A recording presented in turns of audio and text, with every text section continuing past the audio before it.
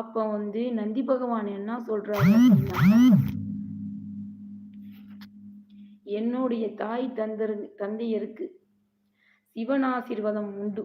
என்னுடைய தாய் தந்தையருக்கு சிவன் ஆசீர்வாதம் கொடுத்து, எப்பயுமே நான் உங்களை பிரியாத வரம் வேண்டும் அப்படின்னு நந்தி பகவான் வந்து சிவனுகிட்ட கேட்கிறாரு. மனிதர்கள் வாழ்கின்ற வாழ்க்கையோ, இல்ல தேவலோகத்தில் வந்து பதவியான வாழ்க்கையோ, எனக்கு எந்த இடத்துலயுமே ராஜ வாழ்க்கையோ எனக்கு வேண்டாம். மனிதர்களைப் போல இறந்தும் பிறந்தும் வாழ்ற வாழ்க்கையோ எனக்கு வேணாம். எப்பயுமே உன்னருகில நான் இருக்கிற மாதிரி ஒரு வரம் தந்தால் போதும்னு சொல்றாரு.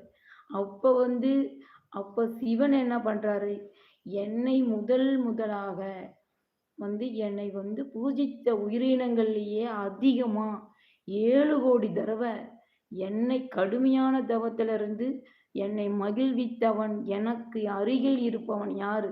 அப்படின்னா, அந்த நந்தி தான் அப்படின்னு சொல்லிட்டு, நந்திக்கு அந்த ஆசீர்வாதத்த கொடுத்து, நந்தியவே தன்னுடைய வாகனமா மாத்தி